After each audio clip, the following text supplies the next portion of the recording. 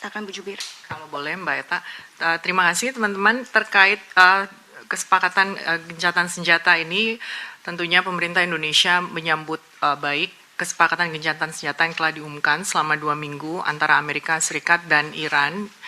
Dan perkembangan ini tentunya mencerminkan adanya upaya dari para pihak-pihak yang terkait untuk tetap membuka ruang diplomasi guna mendorong deeskalasi. Dan Indonesia melihat momentum ini sebagai awal yang positif dan mendorong agar kesempatan atau momentum ini dapat dimanfaatkan secara optimal untuk memajukan penyelesaian damai yang berkelanjutan. Dan kita kembali menegaskan pentingnya untuk semua pihak terkait menahan diri secara maksimal, menghormati kedaulatan dan integritas teritorial, serta selalu mengutamakan dialog dan diplomasi dalam menyelesaikan konflik. Ini dialog dan diplomasi terus kita berulang kali bahwa dialog dan diplomasi merupakan satu-satunya jalan untuk penyelesaian konflik.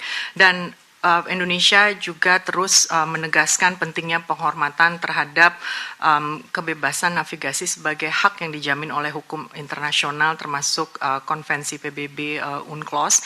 Dan kita tentunya pemerintah Indonesia akan terus dukung setiap upaya diplomasi yang konstruktif dan termasuk upaya-upaya yang dapat dilakukan untuk berkembang menjadi penyelesaian yang sifatnya lebih permanen dengan tentunya perlindungan warga sipil sebagai fokus utama kita. Terima kasih. Terima kasih Bu Jubir. Silahkan Ibu Vika. Terima kasih Mbak Eta untuk menjawab pertanyaan dari Reuters dan Liputan 6.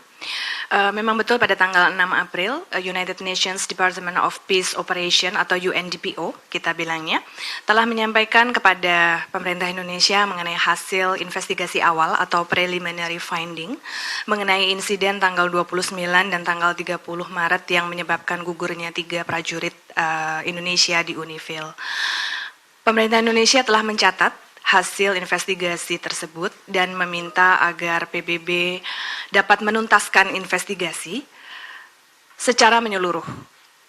Pemerintah Indonesia dalam hal ini telah mendesak agar semua pihak terkait dapat menyelidiki dan juga mengadili para pelaku serta memastikan akuntabilitas dan kejahatan yang terjadi terhadap personel pemelihara perdamaian. Dan kita juga mendukung agar UNIFIL dapat menyampaikan protes secara resmi kepada para pihak yang terkait. Ini masih merupakan preliminary investigation. Apabila hasil investigasi penuh mengkonfirmasi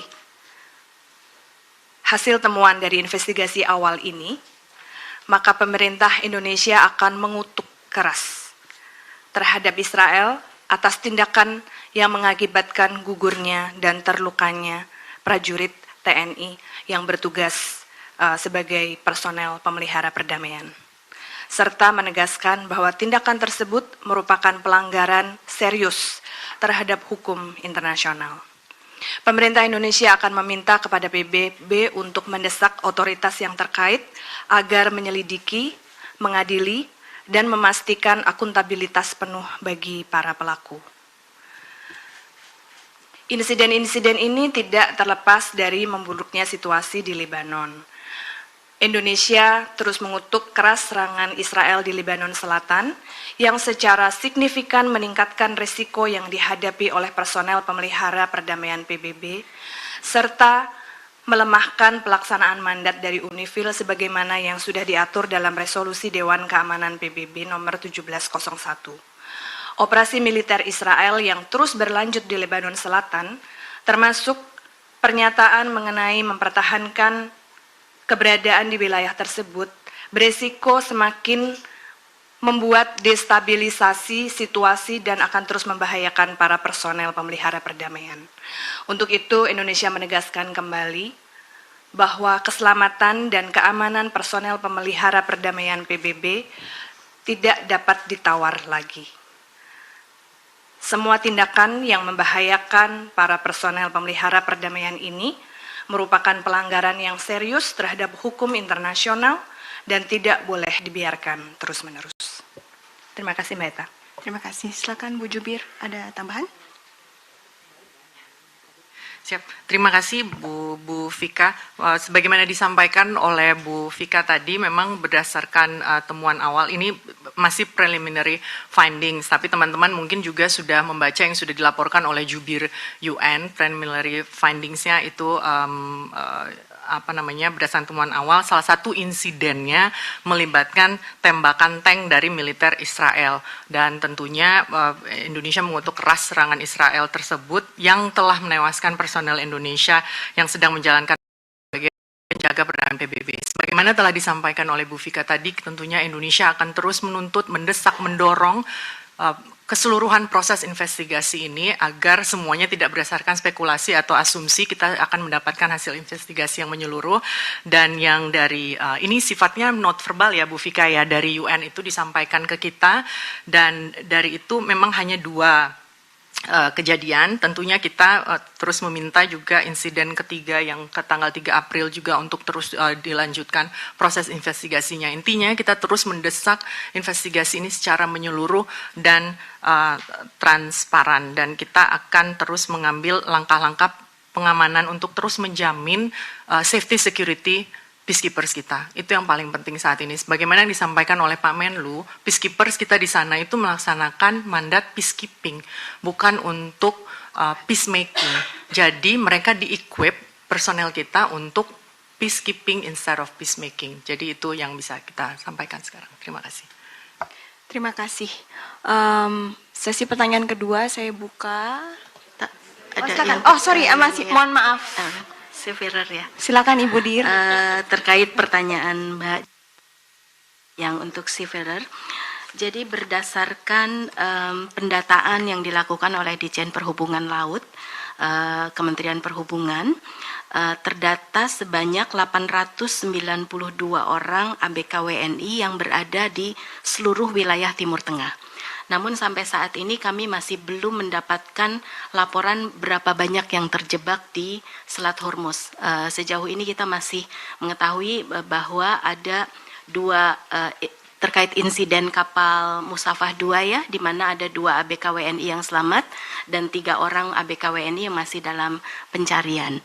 Dan tadi sebagaimana yang disampaikan di awal, 35 orang berada di pesisir Iran, dan semua perwakilan kita baik di Iran maupun di kawasan Timur Tengah melakukan komunikasi secara intensif terhadap para seafarer ini. Terima kasih Ibu, mohon maaf tadi terlewat. Selanjutnya sesi pertanyaan kedua, silahkan Financial Times. Mas yang tinggi di belakang, maaf saya belum kenal, silahkan nanti diperkenalkan ya. Dari kiri, dari Kumparan.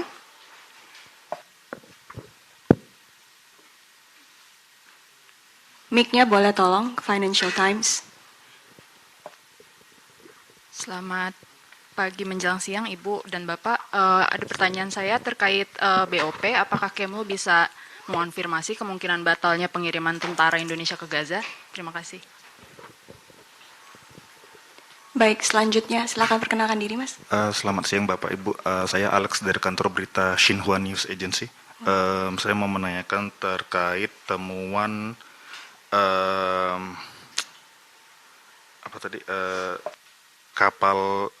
kapal selam tanpa awak yang diduga berasal dari China. Apakah dari Kementerian Luar Negeri ada komentar terkait itu? Terima kasih. Terima kasih. Selanjutnya, Ya. Kumparan.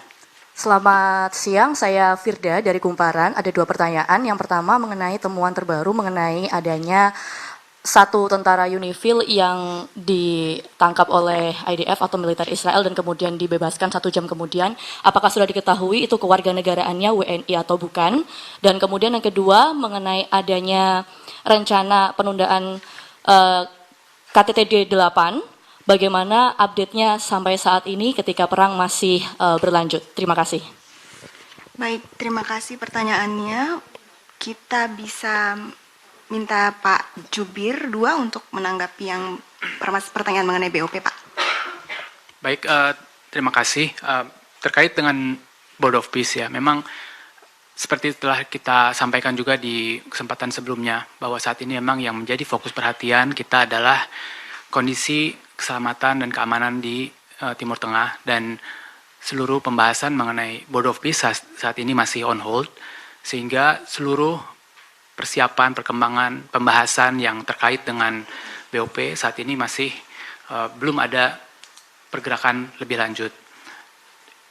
Dan yang kedua yang mungkin saya akan boleh tanggapi juga, itu adalah pertanyaan yang langsung yang mengenai D8.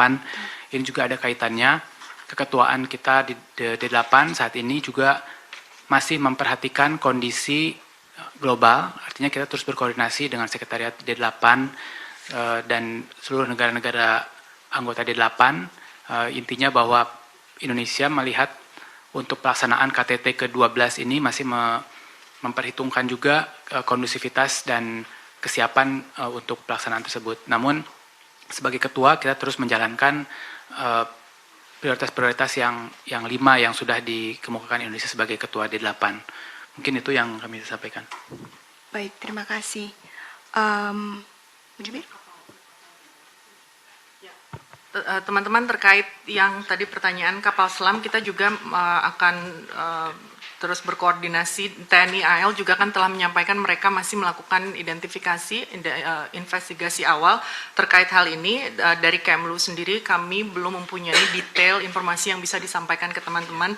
Tentunya kita akan terus berkoordinasi dengan TNI AL terkait isu spesifik ini. Terima kasih. Baik. Terima kasih. Mengenai tentara Unifil yang ditangkap lalu dibebaskan, Bu Vika? Makasih Mbak Eta. Kami juga belum mendapatkan informasi mengenai tentara Unifil yang ditangkap itu. Kalau misalnya ada, ya tidak ada laporan. Kami tidak menerima laporan tersebut.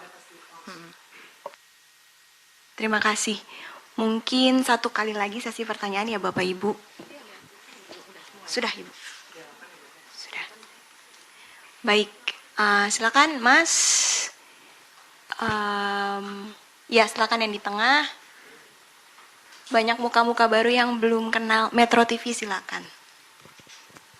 Perkenalkan diri dan dari media mana ya? Oke Kak, sebelumnya saya Dimas dari metrotvnews.com. Kak, izin tanya tentang perkembangan terbaru terkait negosiasi diplomasi antara Indonesia dan Iran agar kapal tanker kita itu Pertamina bisa segera melewati Selat Hormuz lagi Kak. Sama satu lagi. Dititip ya pertanyaannya. Iya, satu lagi, sama-sama Metro, satu lagi. Tentang penarikan prajurit TNI dan seperti apa penanganan TNI di Lebanon. Apakah pasukan perdamaian Unifil kontingen Indonesia ini akan ditarik? Itu. Terima kasih. Baik, terima kasih. Selanjutnya dari tengah. Selamat siang, Bapak Ibu sekalian. Andi dari Kata Data. Ini ada beberapa pertanyaan dari masyarakat juga ini. Yang pertama soal apa namanya?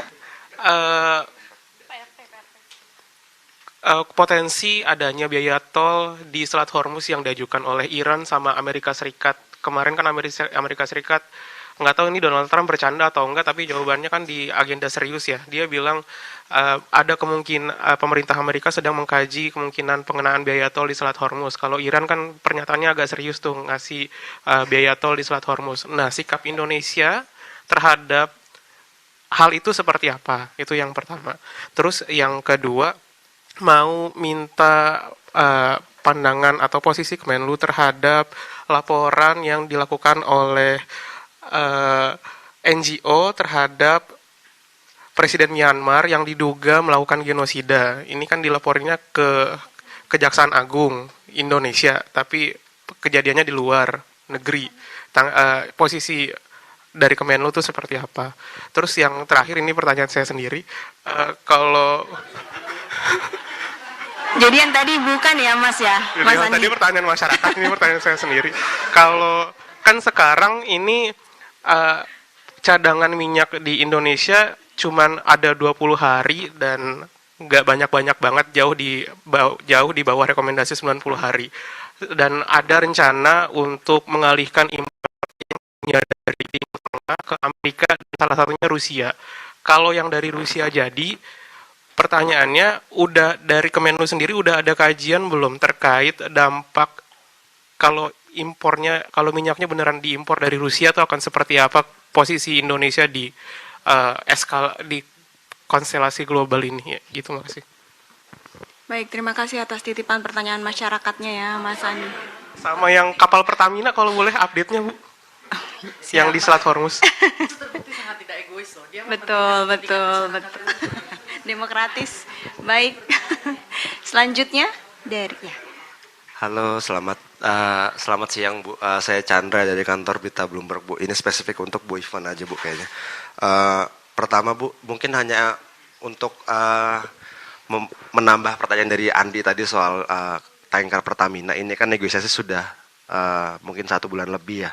Mungkin boleh dielaborasi lebih jauh Bu teknisnya. Apakah mungkin ada hambatan atau memang mungkin ada pembicaraan yang mungkin masih deadlock mungkin. Itu satu. Kedua, apakah sejauh ini sudah ada permintaan negara-negara seperti Australia, India, terutama di Asia yang untuk menghubungi Kemlu untuk meminta pasokan pupuk spesifiknya mungkin urea, karena kita ekspor cukup besar. Sepertinya ada gangguan pasokan terutama dari sisi pupuk urea terutama di negara-negara luar Bu. Apakah sudah ada komunikasi Bu? Kalau iya, mungkin secara kuantiti berapa jumlahnya dan mungkin kapan Bu komunikasinya itu sudah berlangsung. Terima kasih. Baik, terima kasih. Mungkin bisa minta jawaban dari Pak Jubir mengenai kapal Pertamina dan negosiasinya. Baik, terima kasih ya. Tadi ada beberapa pertanyaan yang cukup mirip terkait dengan kapal Pertamina untuk melintasi di Selat Hormuz. Memang sejak awal kita di Kementerian Luar Negeri, KBRI Tehran, itu sudah berkoordinasi dengan pemerintah Iran dan juga dengan kedutaan Iran di Jakarta. Intinya kita mengupayakan agar kapal Pertamina bisa melintasi dari Selat Hormuz dan termasuk dilakukan juga oleh Bapak Menlu dalam pertemuan dengan Dubes Iran dan juga oleh Dubes kita di Tehran dengan otoritas-otoritas di Iran.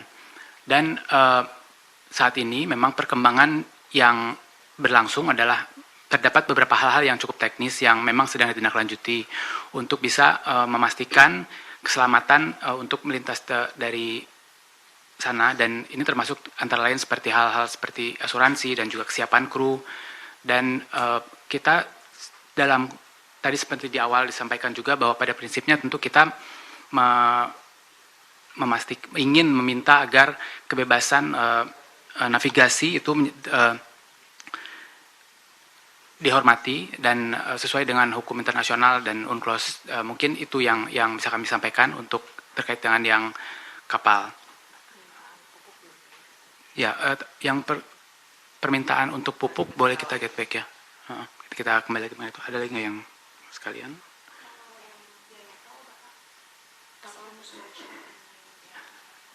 Ya, itu tidak ada spesifik mengenai itu pembahasannya. Oke. Untuk yang lain? Untuk yang, ya. Yang menanyakan terkait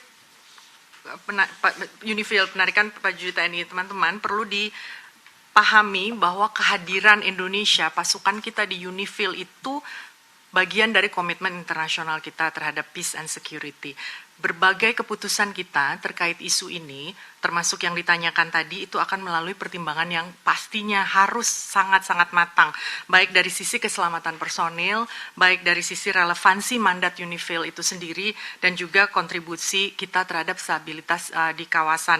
Dan dalam misi mandat PBB itu, misi seperti Unifil kan ditetapkan oleh Dewan Keamanan ya Bu Fika ya, dan pelaksananya di bawah koordinasi Sekretariat PBB. Tentunya negara troops contributing countries, negara kontributor pasukan seperti Indonesia itu memiliki komunikasi yang erat dengan PBB dan untuk terkait kondisi di lapangan, termasuk aspek keamanan dan tentunya safety security pasukan kita di lapangan, termasuk rules of engagement-nya seperti apa. Jadi semua keputusan terkait berbagai hal terkait situasi kondisi di lapangan saat ini juga akan melihat dari berbagai pertimbangan yang matang.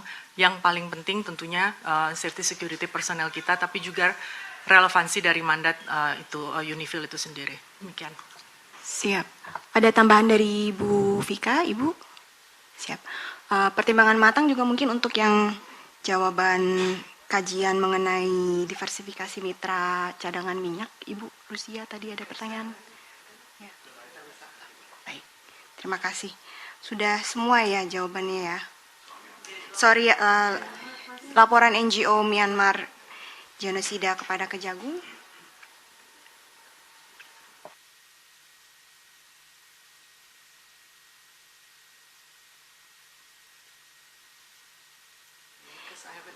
Ya, karena semangatnya adalah kita ingin memberikan informasi yang tepat dan jelas, jadi boleh kita akan kembali ke teman-teman media nanti ya.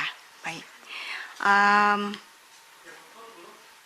Tol tadi sudah dijawab oleh Pak Jubir. Baik. Siap. Oke, baik. Tidak ada spesifik negosiasinya terkait hal itu. Kalau memang disampaikan.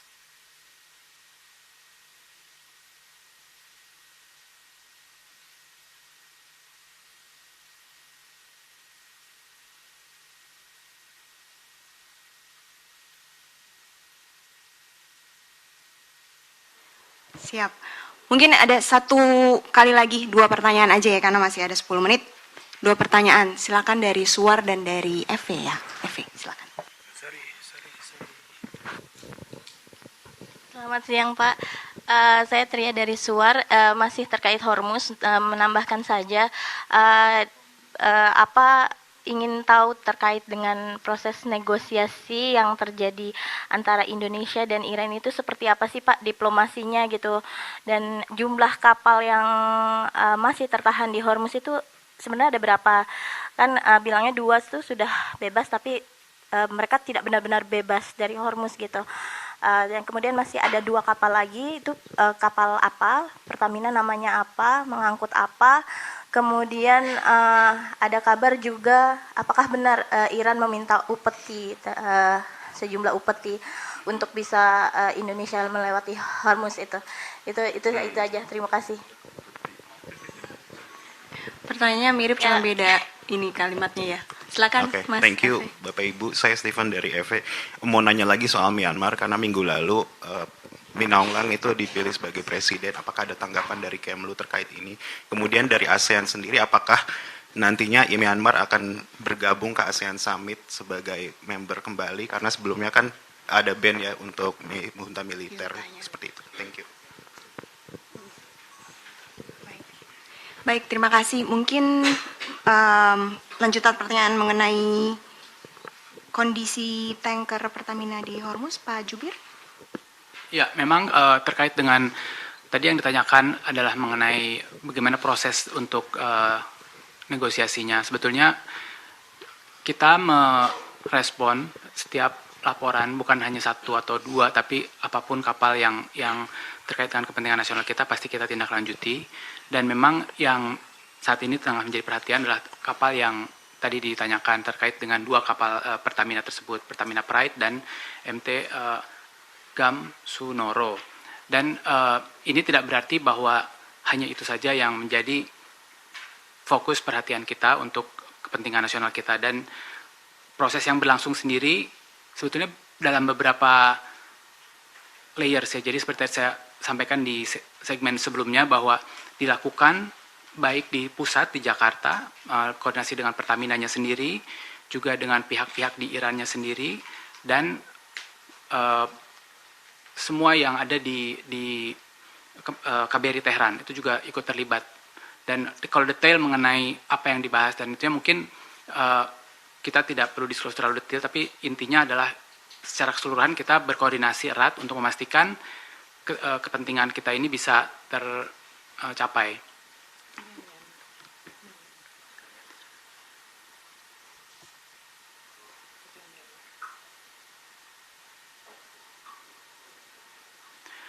Terkait dengan yang Myanmar, pemerintah Indonesia mencermati ya informasi mengenai pengaduan pidana yang diajukan terkait situasi di Myanmar di Indonesia. Nah, sejalan dengan politik luar negeri Indonesia, kita menjunjung tinggi prinsip kedaulatan negara, non-interference, dan penyelesaian isu-isu kawasan melalui mekanisme yang disepakati bersama di ASEAN, dan juga menjaga stabilitas kawasan. Indonesia terus mendorong penyelesaian situasi di Myanmar melalui pendekatan yang konstruktif, inklusif, dan damai, termasuk melalui implementasi 5PC ASEAN. Begini untuk tanggapannya. Baik, terima kasih Pak Jubir jawabannya.